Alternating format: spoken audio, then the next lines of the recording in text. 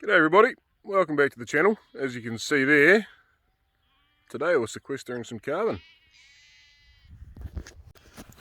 Check the oil on the big girl. She's about 5 hours overdue for an oil change now, and it does look quite low, but there's oil on the dipstick. And as filthy as it is, she's sitting on a bit of an angle, so we'll take that as alright. Quickly walk around the plough, make sure everything's alright. It's only done like 5 hours in the ground, so shouldn't need a grease yet, but get that off there because that woman caused me trouble last night. There we go. Yeah, she's getting old and tired. There's a bit of slop in a few places. I don't know where that bale wrap came from. But doing the job. Doing the job. Yeah. So one big issue that I've been having is I can't get this one here to go as deep. Now if anybody there can help me, at least cams in here. Now I've got that there set so the board's as low down as it can be. And this one here's on the highest one. That one's on the highest one. That one's on the highest one. I think that one's on the second highest. Now 1, 2, 3, 4 all go perfectly. I can't get that front one to go in deep enough. I mean, I can't see any bend in the leg, and I can't see it having bent perfectly straight back that way. Would have gone off to the side or something, so not too sure what's going on there. But if anyone can help me, Overham DTL 5108H. I will happily listen to anything anyone's got to say. Yeah. She's been a bit of a struggle on this paddock. It might look flat, but same as last year, it's all up and down, and this plough is, for a 5 furrow, very, very long. It's like 8 metres from the centre of that axle to the centre of that one, which does cause a few issues, because in 8 metres we can have undulations like that, which, yeah, I'll show you what I mean. I've also gone back to ploughed and furrow because I was just struggling. It's really tight in here. This paddock has been ploughed in, I think the old man said 63 years. It was a 4-year-old last time it was done, so yeah, it's tight, and it is quite a heavy traffic paddock. There's a lot of tractors, stock moving over it, which yeah, has compacted it. Up the top end's pretty good, but down this end is, I'm not enjoying it. Better not forget to check for birds' nests. Man, it's been a bad season for them this year. They've been just shocking. This grill hasn't been too bad. I've had 3 or 4 in here, but the TM has had, oh, it must be over 20 by now. Yeah, I know, my tractor needs a wash. It's alright, it's going to happen. Right, so this is what I'm battling. So we, little high point here. We go down literally 10 inches to there. Back up about another 7 or 8 to there. And then she's downhill behind that again. It might not look like much, but this paddock's been ploughed twice. That's it. Might have been 3 times this one. No, it's only been twice, I'm sure of it, in the history of the earth. So there's still a lot of natural undulations in there. And yeah, you get what I mean with the length of that. Like within that length, right here, we've gone from there down a foot and back up. And we're only trying to plough 8 inches deep. So yeah, takes a bit of getting your head around. I really need to mount a wheel right on that pivot right there. Or even just a little bit further back. No, it needs to go on the main frame. Just sort of in line with that one. And I've often wondered too about sticking one under here. Just sort of, I don't really know if it wants to go on this one. It's probably going to go on this beam up here. But just sitting here, yeah, it'll be tricky to rig up. Maybe even just off the headstock here. Just so that way you're cutting like 2.5 metres out of that length. And it would just mean the plough's only working on about 4 metres instead of 8. But it's all money, and it's all money that we don't have right now. So first year Sarah and I are trading on our own, and money's tight. So I've got to get through a couple of years, get through that second year tax hurdle, and I'll be away laughing. Right, I'm not going to show you that paddock because that's horrible. No. And this thing back here, got a couple of ideas. We are going to go back on land. Fingers crossed. The problem is, we'll shunt this right across there, and then put that ram back in here, and then I can get to there.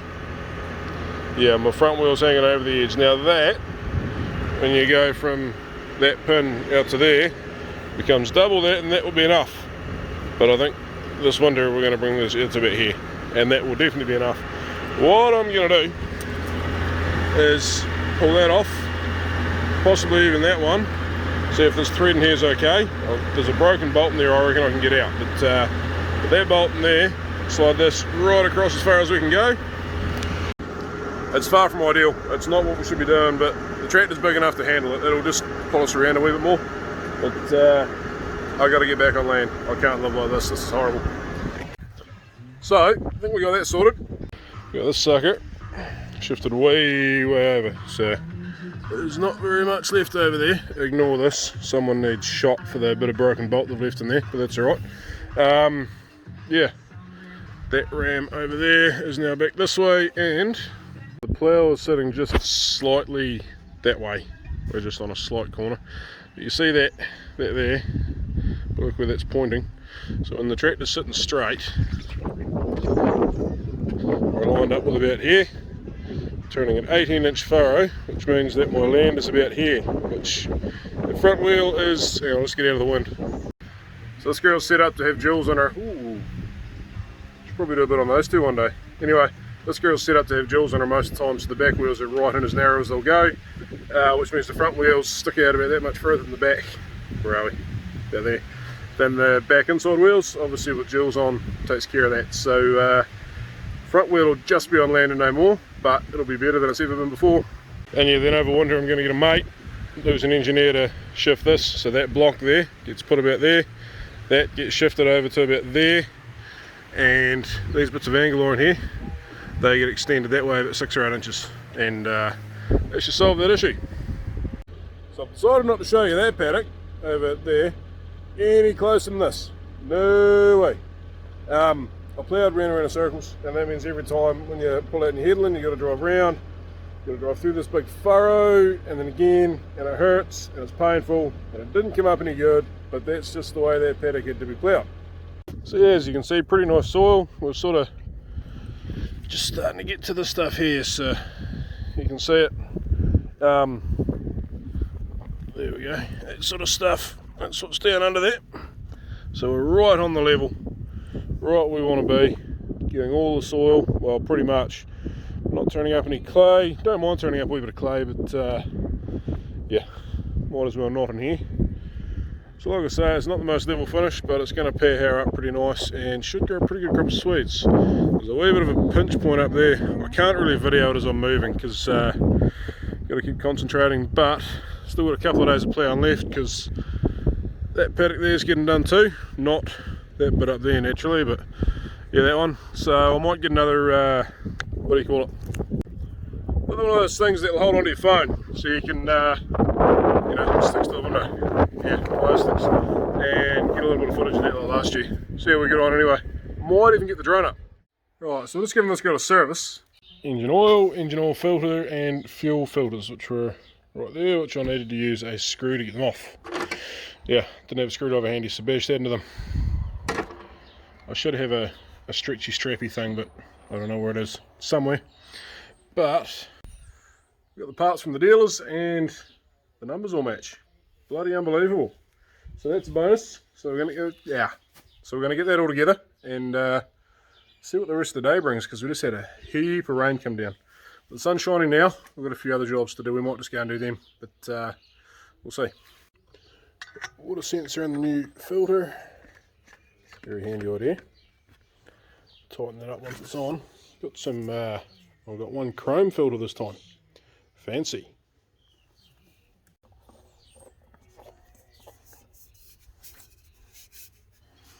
Don't like putting them on too tight because then they're just bloody hard to get off, but they've got to be tight enough. That should be right. And that filler up. That goes back on there. Now don't be alarmed, that's been pre-loosened. Might leak a little bit of oil there, yeah. Sit that there.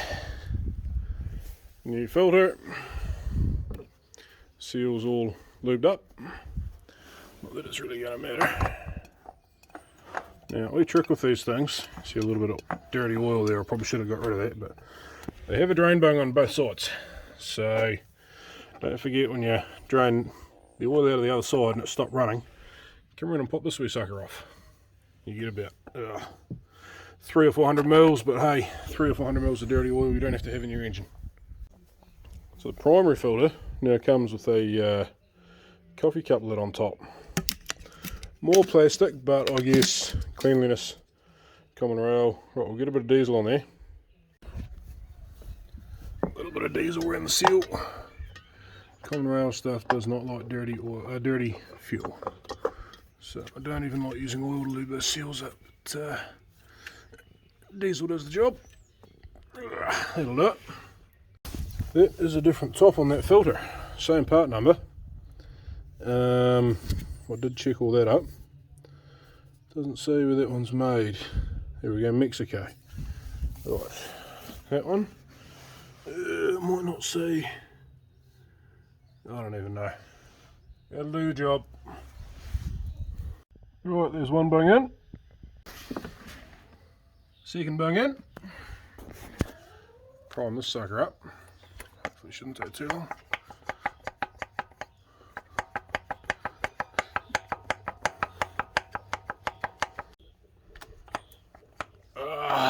There we go. Right, now she stopped gurgling. There we go, finished. It's a relief. Took longer than expected. That's it, girl. Have a good drink. There you go. Right, so there's 15 litres. Let's see what that does. I don't think it's going to be enough just yet. Oop, oop, oop, oop.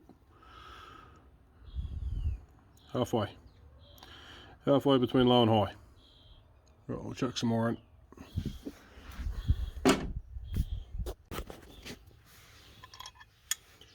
And there we go. Full to the top. Yeah, full to the top mark. Start her up and see what happens. Find it quite good doing your own servicing. Teaches a lot about the machine, saves you a lot of money. On this job here I probably saved $400, $500 by the time they travel and the labour they charge through this.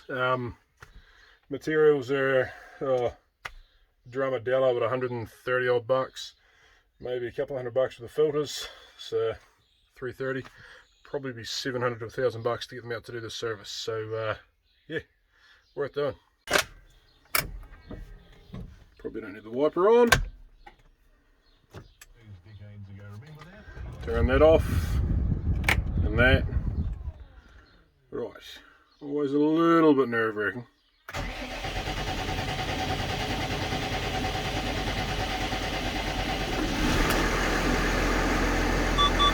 Oil pressure light went out straight away. That warning light's just because the front spool was in float. Bingo!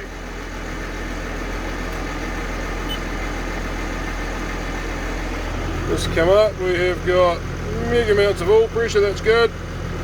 Woohoo!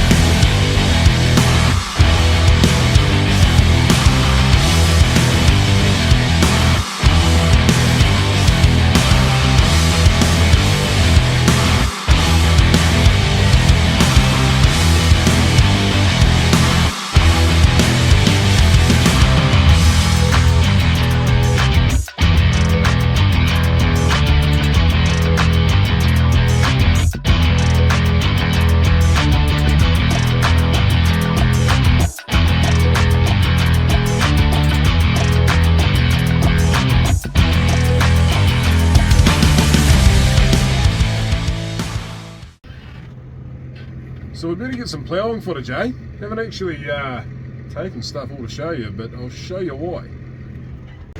So the stuff out here is going not too bad. It's acceptable, we'll say. Yeah, we're getting plenty of depth here. Not quite where I'd want to be, but it's that sort of 7 or 8 inches, and it's coming up quite nice.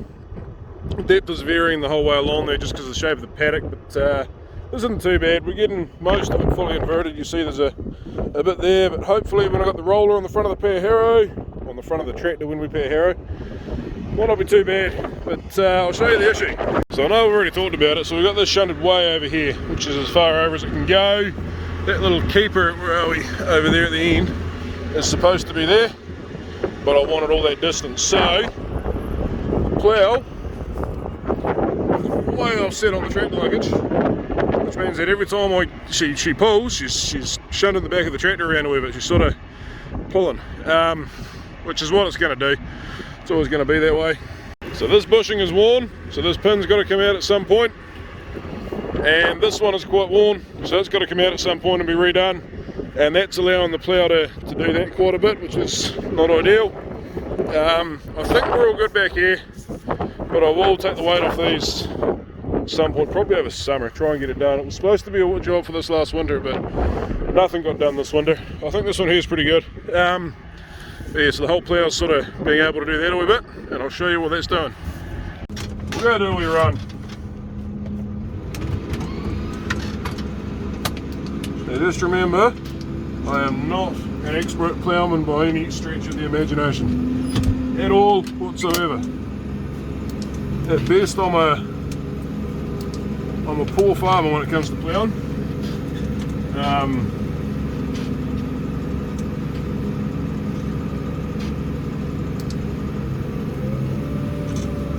Played with all sorts of things, and it's better than it was, but it is good being back up on land, though, I will say that. That ploughing and furrow does my head in. Big furrows, we're doing about 18 by 8, so they take a bit of heaving over, but this plough, whether it's to do with those worn bushings or what, I don't know, it just doesn't seem to want to turn a nice furrow at 16 inch, which is where most ploughing's done. See, I think that second colt has shifted a bit too, and that second furrow is going a little bit wide there. You can slow down a bit. That looks a bit nicer. We do have to get this done, but I'm not in the hurry I was last year, so I don't have to worry about trying to plough at 10 k's an hour. Yeah, keep that front furrow with exactly perfect. That next furrow lays down quite nicely, but a little bit challenging.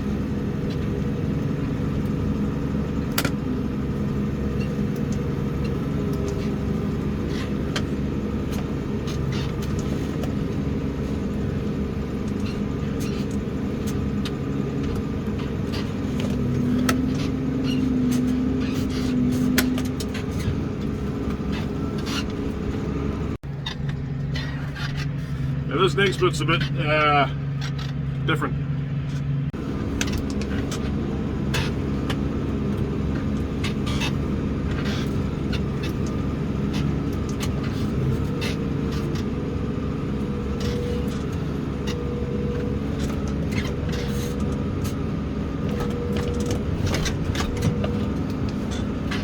So this is the issue with the big long 100 centimetre point-to-point plough when you are on hill country. It was quite a sharp wee drop off here. I'm going to play with the front and the back for depth, and it's a bit of a hassle trying to keep that right. In fact, you just can't. But see those middle furrows, they just refuse to be the right depth because they basically can't be. There's nothing we can do about that. That's just going to happen. So ultimately, it's turning the furrows are right, it's loosening the ground up, and the pair harrow will fix most of it. But yeah, as you can see over there, she's a bit untidy, but I have managed to turn it all that way, so it's all gone uphill. Taking a lot of doing. We don't like turning soil downhill here. Like this bit down here, I'm not too worried about it. It's not very steep. Nice buffer zone along there. But yeah, it's get under that bar. Yeah, I mean the headland makes it look uglier than it really is, but it's not perfect either. Don't know why I said that. It is nowhere near perfect. It is horrible, but it's getting done, so we'll be right. This plough's got one more chance. We are going to on land it properly before next year, and if I still can't get my head around it, then I'm going to get rid of it. Nothing against the Overham. I think the Overham's a brilliant plough. It's just our country. I think what I need is a fully trailed plough that goes in the drawbar. So it has 3 wheels in the ground, and hang on a sec, I'll get this thing back in the ground. There we go, back in the ground. Now, just watch what happens to that rear furrow depth while we're on this angle here. It's really frustrating me. See how shallow it is? We're only probably going 4 or 5 inches deep there, and yet when we're normal flat going, or turning uphill, we're going a full 7, 8, 9. If anyone can tell me why it's doing that, I'd greatly appreciate to know. We don't turn soil downhill very often, so it's kind of good because it means that we're not turning the same depth of soil downhill, but at the same time I'd really like it to not do it. I'm thinking it's something to do with these worn bushings. I don't know, I'm hoping that's what it is, but you see I try to get my front furrow deeper and then it starts stoving it in because it's trying to turn deeper than what's been turned beside it. It just doesn't really work. I mean, you look at that, that's laying down some nice furrows here. They're just not deep, and we want deep here. We want to plough deep. Everyone wants to plough deep, right? Quite hard talking to you guys while we're trying to hold a straight line here. See, like, we're picking up more depth again there. Still not all of it, but it's getting better. I mean, maybe it's just the soil here. I think it's turning quite nicely, but maybe there's a hard compaction layer there and the plough just won't get on the ground. That first paddock that I did, we found out what the issue was there. Nothing to do with the plough, a fair bit to do with me, to be fair. Massive lack of moisture. I did not realise how dry we were, and we got rain, and I came out that second paddock, and I've been fighting in that second paddock. Now look at that. Press the button to lift and it doesn't lift for me. Getting a bit fed up with that, New Holland. Health and safety stuff getting in the road of progress. Yeah, I've done half the paddock, or a little more than half, in the dry, and fighting it. It was horrible. And we come out after the rain, and we're away laughing good as gold.